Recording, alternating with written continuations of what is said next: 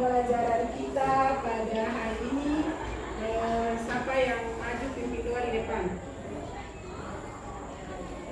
Ya, nah depan dulu.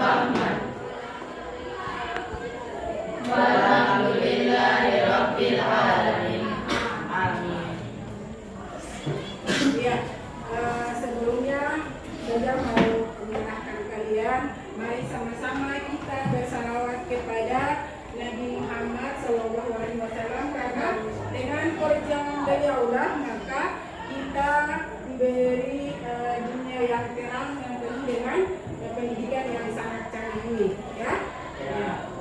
Mari sama-sama kita bersalawat. Allahumma sholli ala sayyidina Muhammad wa ala ali sayyidina Muhammad. Oke, anak-anak sekalian, sebelum kita mulai, saya mau periksa dulu di samping-samping kalian untuk kesiapan belajar. Jangan sampai ada sampah atau kursi yang belum siap. Coba periksa ada sampah yang di bawah tidak. Dikasih. Sudah? Iya. Sudah siap semua? Ya. Iya. Ada yang tidak masuk? Ada. Siapa?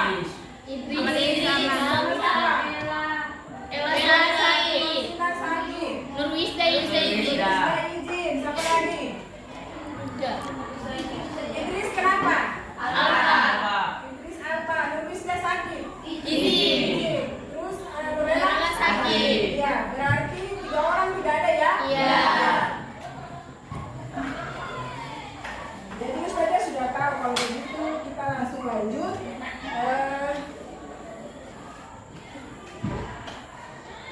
Iya.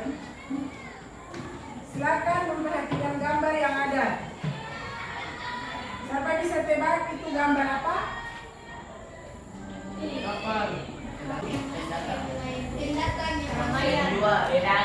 Jadi ini semua yang kalian sampaikan itu benar, namun yang lebih jelasnya yaitu situasi dan kondisi di mana di saat Islam belum masuk ke Indonesia. Nah, ini di sebuah tempat di pantai ada sufi yang datang dari luar negeri untuk menyebarkan Islam, dan mereka berada di sebuah pantai seperti yang terlihat ini. Makanya kalian lihat itu ada yang di pantai, ada yang berdagang, karena mereka datang ke Indonesia untuk menyebarkan Islam itu dengan beberapa cara, ya. Mereka datang ke Indonesia itu belum ada Islam, tapi sudah ada agama-agama lain seperti agama Hindu, Buddha, dan lain-lain, ya. Nah, ini gambar kondisi di mana Indonesia pada saat itu, pada saat kondisi Indonesia belum masuk Islam. Sudah? Ya. Jadi terkait dengan gambar tadi, yaitu para pedagang Arab berlayar ke wilayah Asia Tenggara, termasuk ke wilayah Indonesia pada abad ke-1 sampai ke-4 Hijriah atau 7 sampai 10 Masehi. Penyebaran Islam pada awalnya didorong oleh meningkatnya jaringan perdagangan. Nah, yang harus saya sudah jelaskan, di luar Kepulauan Nusantara termasuk Kesultanan Mataram di Jawa Tengah sekarang, dan juga Kesultanan Ternate dan Tidore di Maluku. Pada akhir abad ke-13 Islam telah berdiri di Sumatera Utara. Abad ke-14 di timur Laut Malaya, Brunei, Filipina Selatan, di antara beberapa abdi kerajaan di Jawa Timur. Abad ke-15 di Malaka,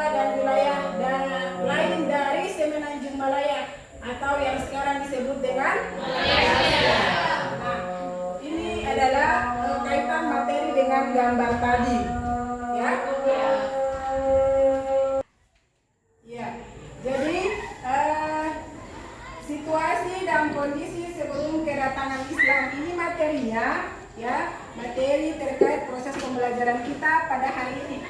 Sekarang saya memberikan kesempatan kepada kalian untuk membaca materi yang saya tampilkan di papan tulis. Silakan baca, Ustazah kasih waktu 5 menit. Nanti setelah itu baru kalian ada hal-hal yang perlu ditanyakan, silakan ditanyakan. Ya, silakan dibaca kurang lebih 5 menit. Ya, oke. Saya kasih kesempatan, baca dalam hati saja. Ya, sudah selesai membaca? Sudah. Ada pertanyaan terkait materi? Saya. Ada. Ya, Ustazah duluan karena kalian angkat tangan duluan. Silakan. Pertanyaan tentang apa? Ada juga dijelaskan juga tentang Pertanyaannya Kahar, di dalam bacaan itu ada penjelasan tentang segi atau kondisi keyakinan pada saat Islam belum masuk di Indonesia. Yang kedua, Najihah, pertanyaannya. Saya ingin bertanya kepada Ustazah, dalam bahan bacaan yang Ustazah tampilkan itu disebutkan tentang faktor yang melatar belakangi terjadinya perubahan sosial, tapi tidak dijelaskan secara rinci. Jadi itu faktor apa saja, Ustazah? Iya, yang ditanyakan Najihah itu tentang faktor-faktor. Iya, karena di dalam tulisan atau bahan bacaan yang saya tampilkan ini ada dijelaskan tentang faktor. Jadi ada dua masalah, ya, ada dua masalah yang menjadi bahan diskusi kita pada saat ini. Ya, yang pertama terkait dengan kondisi keyakinan pada saat Islam belum masuk di Indonesia. Itu yang pertama. Yang kedua terkait dengan faktor-faktor apa saja yang mempengaruhi kondisi situasi Islam belum masuk di Indonesia. Sudah? Iya. Nah, Ustazah bagi kelompok ya untuk kalian membahas dua masalah tersebut. Bisa? Bisa. Iya. Jadi Ustazah langsung bagi saja. Ini kelompok 1, kelompok 2 dan kelompok 3 yang sana. Ya? Silakan gabung meja supaya bisa berdiskusi. Ini gabungannya ya. Jadi kita mau lihat bisa di yang bawa HP bisa buka Google untuk menambah wawasan atau menambah catatan. Terus di buku LKS juga bisa. Silakan bekerja sama untuk memecahkan kedua masalah tersebut. Ya, 5 menit saja kasih waktu ya. Ya. Mulai dari sekarang. Bagaimana anak-anak sudah? Sudah selesai membahas? Sudah. Jadi ada dua bahan diskusi dan yang harus kalian jawab atau yang harus kalian pecahkan. Yang pertama, faktor-faktor yang melatar belakangi terjadinya perubahan sosial pada saat kondisi di mana Islam belum masuk di Indonesia. Jadi kelompok mana yang mau jawab? Iya, kelompoknya Upi. Silakan Upi. Faktor yang melatar belakangi terjadinya perubahan sosial adalah kondisi sosial budaya, agama atau kepercayaan, perekonomian, dan politik. Iya, tepuk tangan dulu. Yang kedua, kondisi bangsa Indonesia sebelum Islam datang dari segi keyakinan masyarakat. Kelompok mana yang sudah? Saya. Iya, kelompoknya Putri silakan. Saya atau kelompok saya akan menjawab pertanyaan yaitu jelaskan kondisi bangsa Indonesia sebelum Islam datang dari segi keyakinan masyarakat. Dari hasil diskusi yang akan dilakukan, masyarakat Indonesia sudah menganut agama dan kepercayaan yang berbeda-beda dalam kehidupannya. Agama yang berkembang saat itu adalah yang berpusat pada dewa-dewa ya, atau dalam melaksanakan pemujaan dewa-dewa, yaitu misalnya seperti Hindu, Buddha, animisme dan juga Hinduisme. Iya, tepuk tangan dulu. Jadi, ya, faktor-faktor yang melatar belakangi kondisi Indonesia pada saat Indonesia belum masuk ke Islam itu yang pertama apa?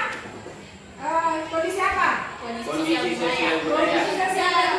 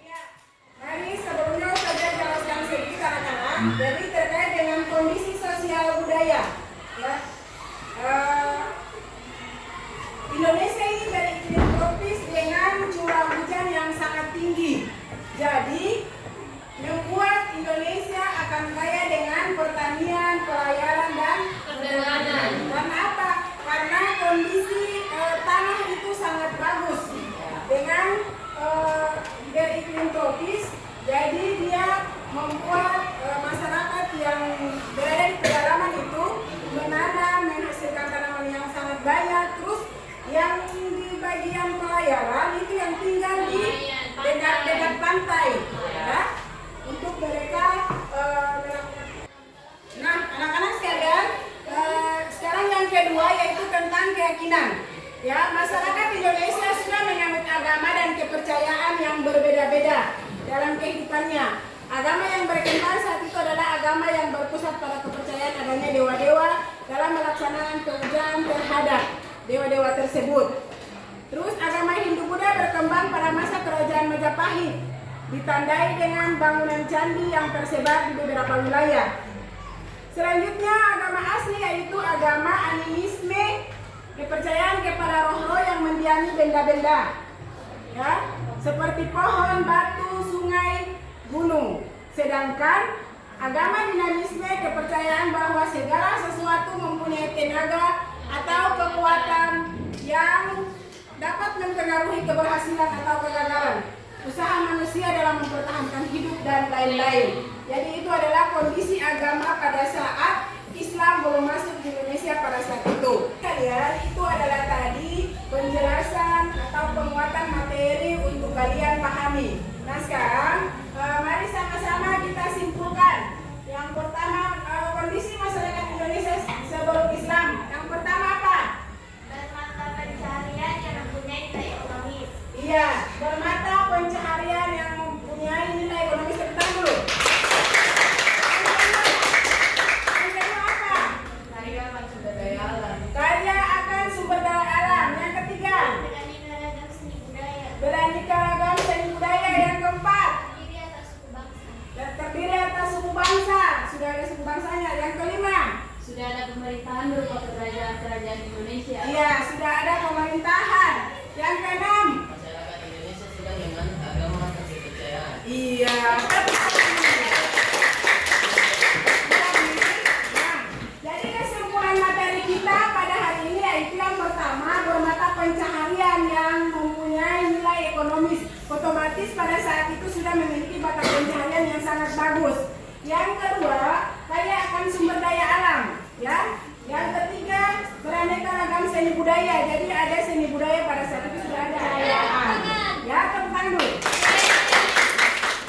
Nah, anak-anak sekalian, sebelum kita tutup, ya, saya mau menyampaikan, insya Allah minggu depan kita lanjut dengan materi tentang teori masuknya Islam di Indonesia dengan membaca hamdalah.